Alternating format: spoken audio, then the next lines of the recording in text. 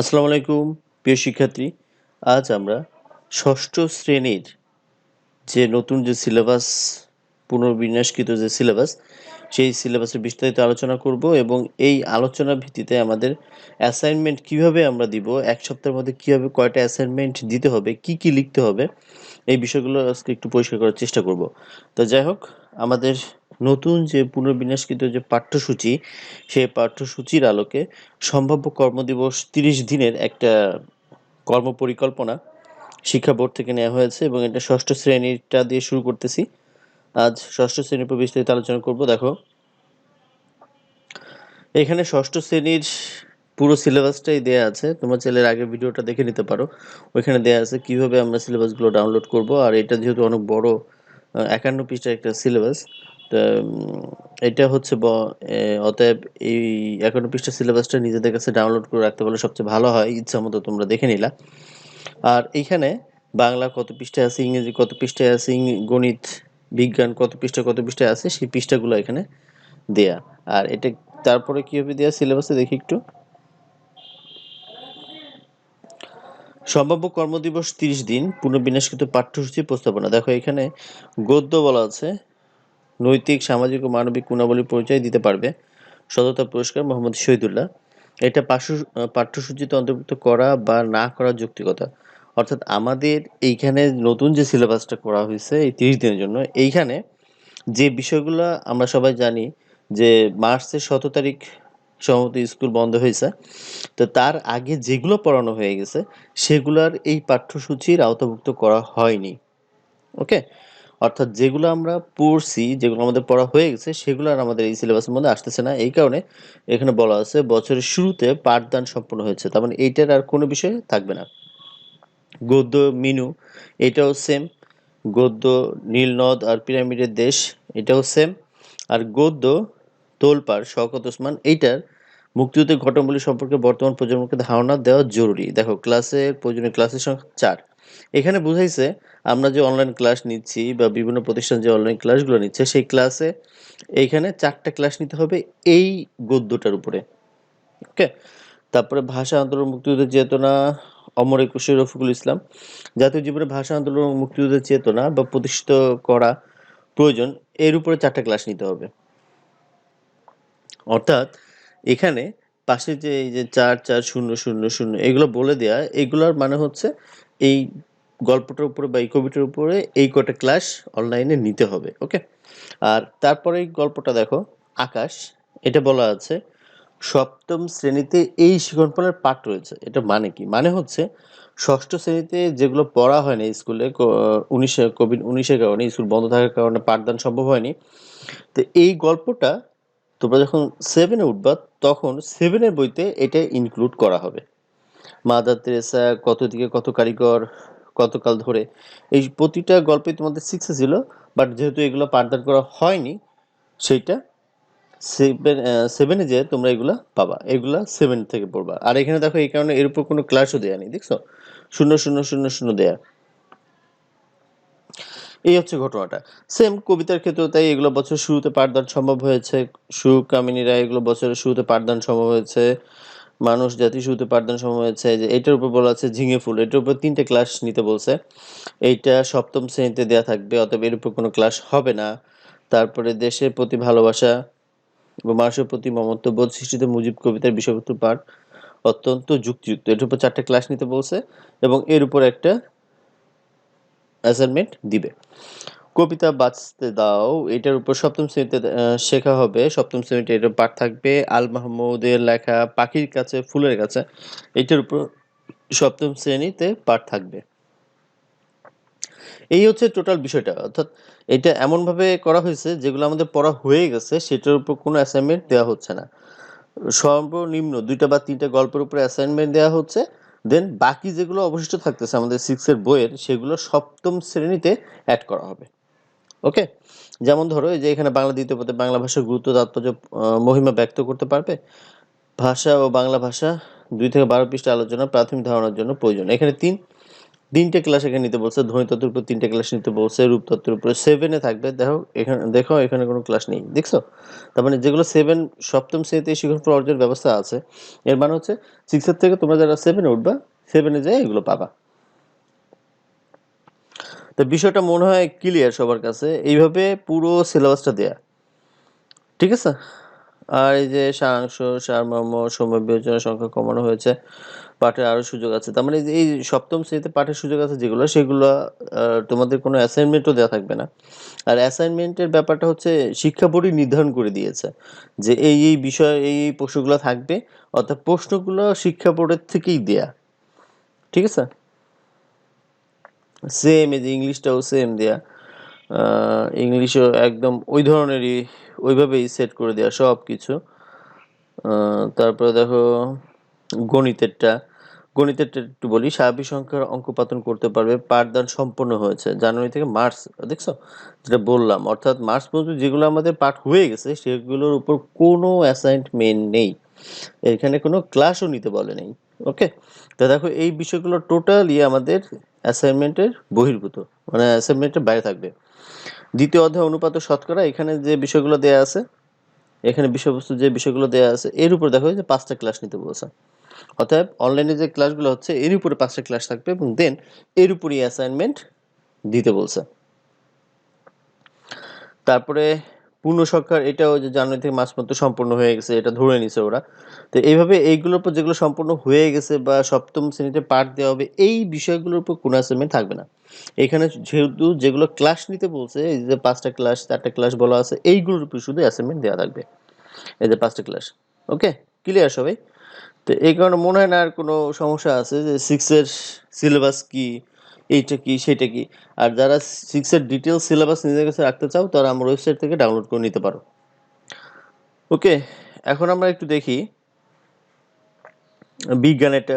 সব একইভাবে দেয়া, যে বিজ্ঞানে এটা বলছে বিজ্ঞানের এখানে যে প্রথম অধ্যায় বিজ্ঞান কি, পরীক্ষণ কি, এটার উপরে 2টে ক্লাস নিতে বলছে। ওকে, তো এই যে ক্লাস যেগুলো নিতে বলছে এগুলোর উপরে অ্যাসাইনমেন্ট দেয়া এবং এই প্রশ্নগুলো তোমাদের দেয়া থাকবে আগে থেকে। এইবার দেখি আমরা অ্যাসাইনমেন্টগুলো যেগুলো বলছে সেগুলো কিভাবে আমাদের বলা আছে বা প্রশ্নটা কি হবে, ঠিক আছে? এটা হচ্ছে আমাদের সিলেবাসের ব্যাপারে একটু আলোচনা করলাম।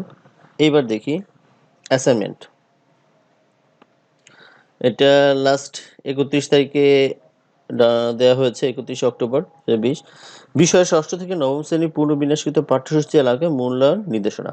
উপযুক্ত বিষয় পরিপ্রেক্ষিতে জানা যাচ্ছে যে এবছর 16 মার্চ পর্যন্ত ক্লাস হওয়ার পর কোভিড-19 মহামারীর কারণে 18/3/2020 তারিখ থেকে সকল শিক্ষা প্রতিষ্ঠানের শ্রেণী কার্যক্রম বন্ধ রয়েছে। এতে স্বাভাবিক শিক্ষা কার্যক্রম ব্যাহত হয়েছে। ফলে 2020 শিক্ষাবর্ষে নির্ধারিত পাঠ্যসূচি যথাযথভাবে কোথাও বা পূর্ণাঙ্গভাবে সম্পন্ন করা সম্ভব হয়নি। এই কারণে এই বছর কার্যক্রম ও পাঠ্যসূচিকে সংক্ষিপ্ত করে পুনর্বিন্যাস করা হয়েছে। শিক্ষার্থীদের শিখন প্রক্রিয়া অব্যাহত রাখতে বাংলাদেশ টেলিভিশনে ধারাবাহিকভাবে শ্রেণী কার্যক্রম প্রচার করা হয়েছে। শিক্ষা প্রতিষ্ঠানগুলো নিজেদের উদ্যোগে অনলাইন ক্লাস পরিচালনা করেছে। অনেক ক্ষেত্রে প্রশাসনের উদ্যোগে জেলা ও উপজেলা অনলাইন ক্লাস চালু হয়েছে। যেখানে এ ধরনের সুযোগ ছিল না সেখানে শিক্ষকবৃন্দ মোবাইলের মাধ্যমে শিক্ষার্থীদের পাঠদান করার চেষ্টা করেছেন। এছাড়াও কিশোর বাতায়নের মতো কিছু প্ল্যাটফর্মে ডিজিটাল ক্লাসগুলোকে এমনভাবে আলোড়ন করা হয়েছে যাতে দেশের যে কোনো শিক্ষার্থী দেশের যে কোনো জায়গা থেকে যে কোনো সময় এই ক্লাসগুলো দেখতে পারে। তথাপি বাধ্য হয়ে হঠাৎ করে নতুন ধরনের শেখানো কার্যক্রম চালু করাতে অনেক শিক্ষার্থী প্রয়োজনীয় শিক্ষণফল অর্জন করতে পারেনি। এমত অবস্থায় শিক্ষার্থী যেন আরও কিছু শিক্ষণফল অর্জন করে পরবর্তী শ্রেণীর জন্য প্রস্তুত হতে পারে সেই বিষয়টি বিবেচনায় এনে তাদের পাঠ্যসূচি পুনর্বিন্যাস এবং অ্যাসাইনমেন্টের মাধ্যমে মূল্যায়নের ব্যবস্থা করা হয়েছে। এই মূল্যায়নের মাধ্যমে শিক্ষার্থীদের অর্জিত শিক্ষণফলের সবলতা বা দুর্বলতা চিহ্নিত করে পরবর্তী শ্রেণীতে প্রয়োজনীয় ব্যবস্থা গ্রহণ করা হবে।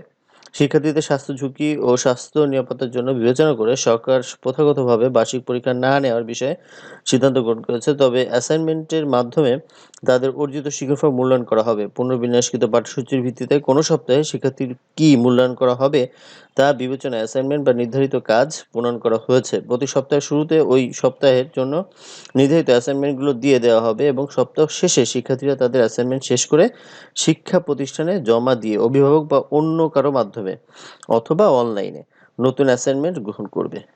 ক্লিয়ার? তার মানে তোমাদের যে অ্যাসাইনমেন্ট জমা দেওয়া সেটা অভিভাবকের মাধ্যমে তোমরা জমা দিতে পারো, নিজে এসে জমা দিতে পারো, বা অনলাইনে, যদি অনলাইনে সেই সুযোগ থাকে কোনো প্রতিষ্ঠানে, সেভাবে অনলাইনেও জমা দিতে পারো।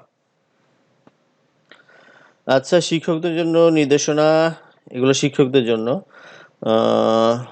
আচ্ছা, তারপরে শিক্ষকদের জন্য বলছে শিক্ষক একটি শ্রেণী একটি বিষয় সবগুলো অ্যাসাইনমেন্টের সামগ্রিক মূল্যায়নের উপর ভিত্তি করে মন্তব্য করবেন, যেমন অতি উত্তম, উত্তম, ভালো ও অগ্রগতি প্রয়োজন, এই 4টা ধাপে মূল্যায়ন করবে। অর্থাৎ কোনো মার্ক দেওয়ার কোনো ওয়ে নেই, অর্থাৎ এখানে কোনো ওই যে 10-এর মধ্যে 2 দিবে, 10-এর মধ্যে 3 দিবে, এইটা না। অতি উত্তম, উত্তম, ভালো এবং অগ্রগতি প্রয়োজন, এইভাবে মূল্যায়ন করতে বলছে। ওকে। আর হচ্ছে শিক্ষার্থীদের জন্য নির্দেশনা, শিক্ষার্থীদের শিক্ষণফল অর্জনই মূল উদ্দেশ্য। পরবর্তী শ্রেণীর পাঠ গ্রহণের ক্ষেত্রে এটি সুবিধা প্রদান করবে, তাই এটি অনুসরণ করা জরুরি। অ্যাসাইনমেন্ট তৈরি করতে এনসিটিবি প্রণীত ও প্রকাশিত 2020 শিক্ষাবোর্ডের পাঠ্যপুস্তক ব্যবহার করলেই চলবে। গাইড বই, নোট বই বা বাজার থেকে কেনা নোটের প্রয়োজন নেই। মূল্যায়নের ক্ষেত্রে শিক্ষার্থীদের নিজস্বতা, স্বকীয়তা ও সৃজনশীলতা যাচাই করা হবে। তাই অন্যের লেখা নকল করে অ্যাসাইনমেন্ট জমা দিলে তা বাতিল করা হবে এবং পুনরায় সেই অ্যাসাইনমেন্ট জমা দিতে হবে। অ্যাসাইনমেন্ট সরাসরি নিজের হাতে লিখতে হবে, এতে হাতের লেখার যেমন অনুশীলন হবে, তেমনি বিষয়টি বুঝতেও সুবিধা হবে। অ্যাসাইনমেন্ট লেখার ক্ষেত্রে যে কোনো কাগজ ব্যবহার করলেই চলবে, তবে কভার পৃষ্ঠার নাম, শ্রেণী, রোল, বিষয় বা সাবজেক্ট ও অ্যাসাইনমেন্টের শিরোনাম, ধরন স্পষ্টভাবে লিখতে হবে। ক্লিয়ার? আর তারপর বলছে প্রতিষ্ঠান প্রধানদের জন্য নির্দেশনা, এটা দরকার নেই। অভিভাবকদের প্রতি নির্দেশনা, এটা একটু পড়ি।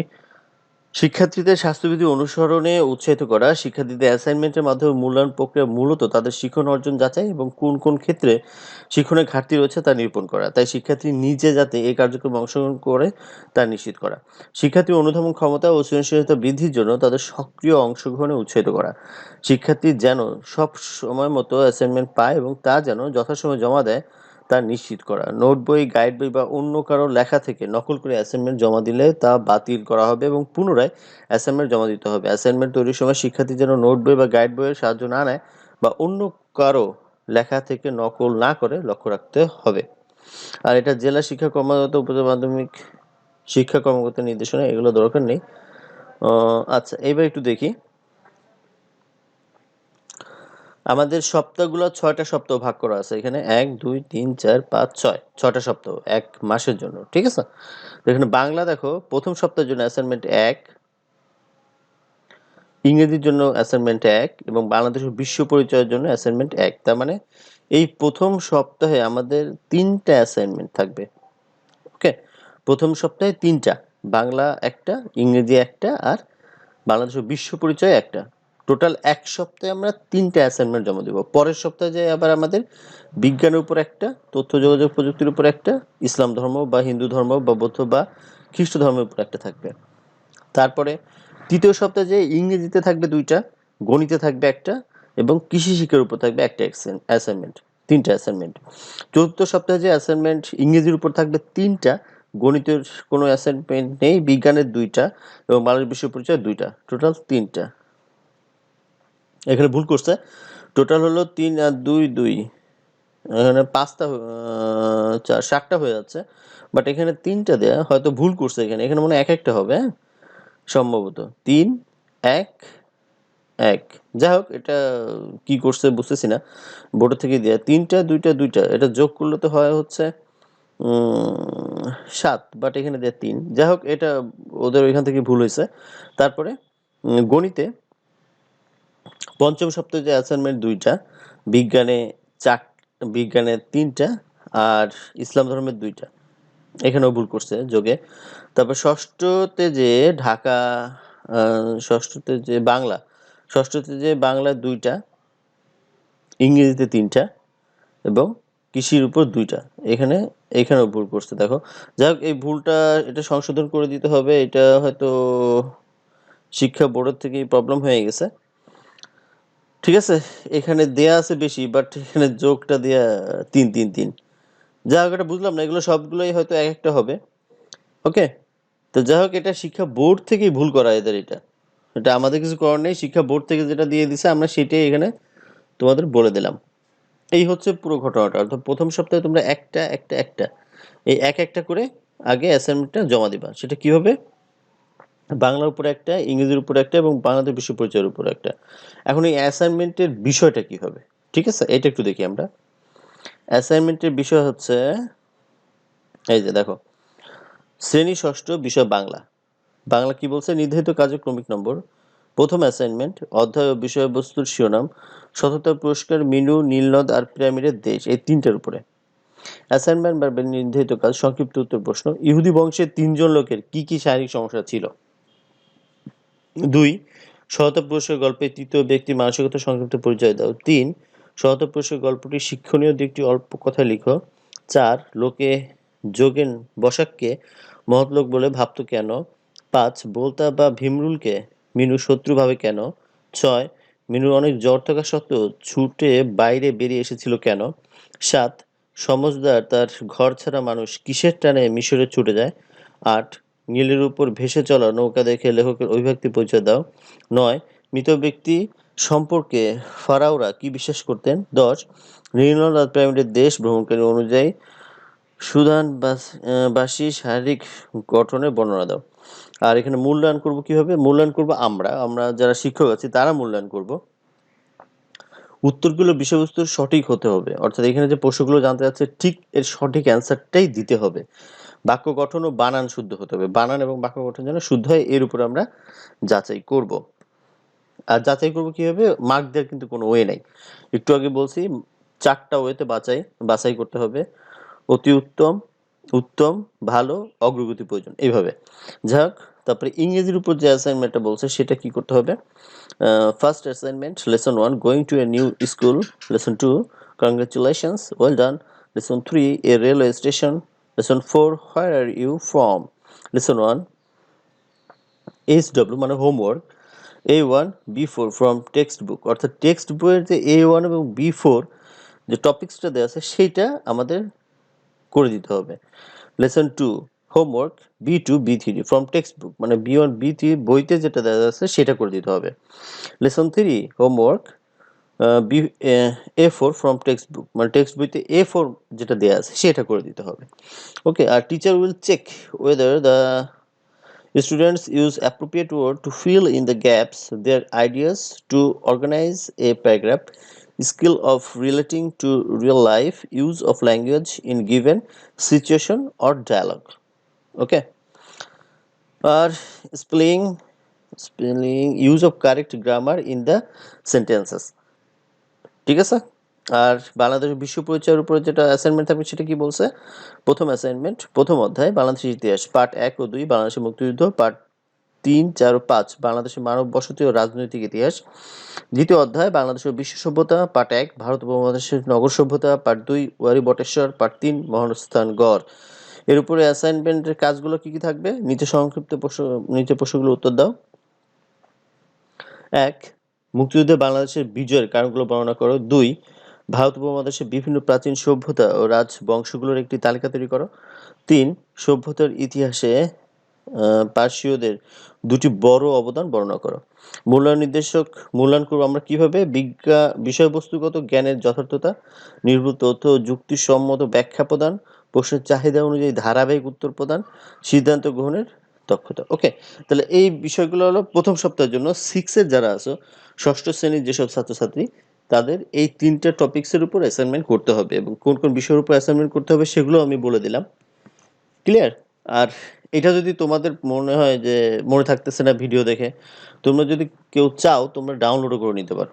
ঠিক আছে, এটা ডাউনলোড করে নিতে পারো। আর ডাউনলোডের অপশন আমি নিচে দিয়ে দিব, ভিডিওর নিচে। এই তো। আচ্ছা, আজকে যেহেতু শুধু 6 নিয়ে আলোচনা করলাম, এটার উপরই থাকবে। আর আমরা অ্যাসাইনমেন্টটা করবো কিভাবে?